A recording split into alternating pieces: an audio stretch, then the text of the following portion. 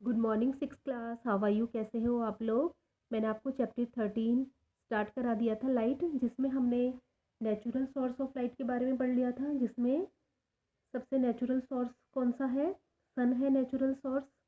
ठीक है, moon, stars, इनके बारे में हमने पढ़ लिया था। Man made. अब हम नेक्स्ट रीड करते हैं man made source of light.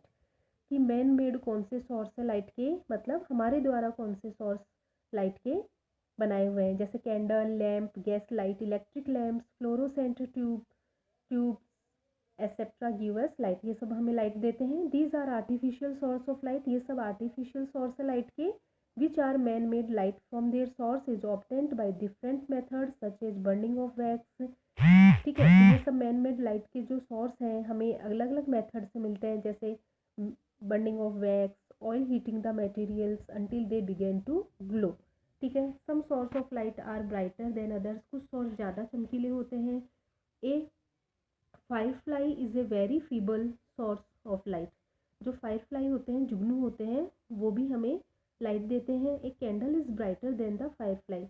लेकिन एक जो कैंडल होती है वो ज़्यादा ब्राइटर होती है फायरफ्लाई से। ए electric bulb is a far brighter then the candle. इसी प्रकार एक बल्ब ज़्यादा लाइट देता है कैंडल से। ठीक है, the son of course give both heat and light. और सन हमें बोथ हीट भी देता है और लाइट भी देता है। ठीक है, तो ये तो हो गए हमारे नेचुरल सोर्स ऑफ लाइट और man made source of light. ठीक है, अब हम पढ़ेंगे next luminous and non luminous bodies. Luminous का मतलब होता है जिनकी खुद की अपनी लाइट होती है, जो अपनी खुद की लाइट से ब्राइट होते हैं। ठीक है, और नॉन ल्यूमिनस कौन से होते हैं?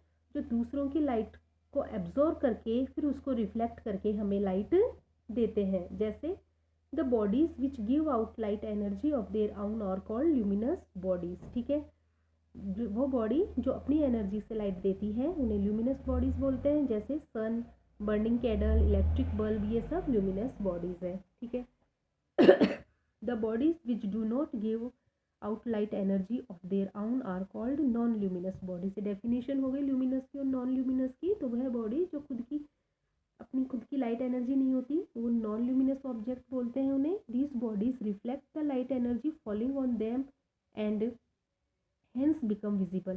क्या होता है, इन बॉडीज पर दूसरों की लाइट गिरती है जिसे ये रिफ्लेक्ट करते हैं और हमें ये दिखते हैं। जैसे moon, tables, chair, human beings and many other which do not emit light energy themselves are non-luminous body। मतलब उनमें खुद की लाइट नहीं होती, उन्हें नॉन ल्यूमिनस ऑब्जेक्ट बोलते हैं।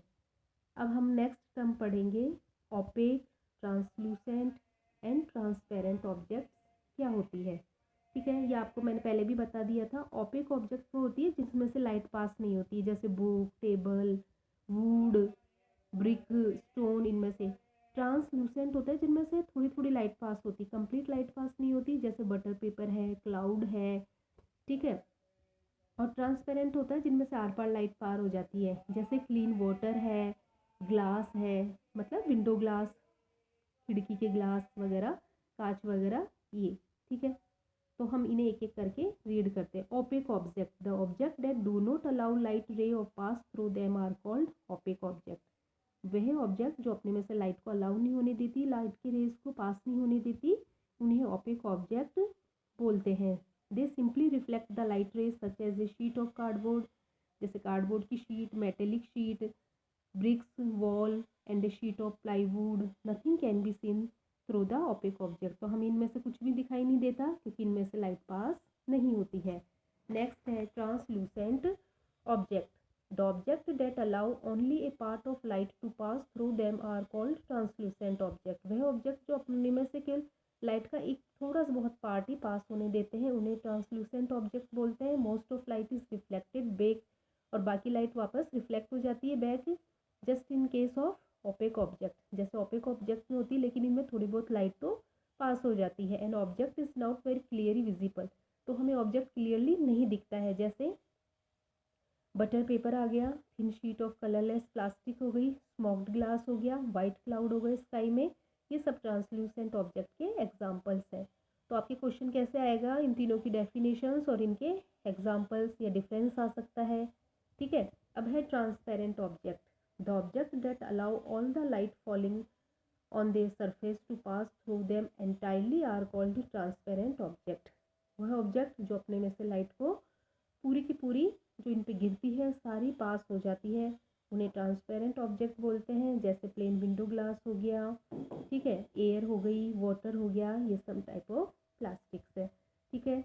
तो ये आपको अच्छे से इनकी डेफिनेशंस लर्न करनी है, बाकी का हम नेक्स्ट वीडियो में कराएंगे। Thank you.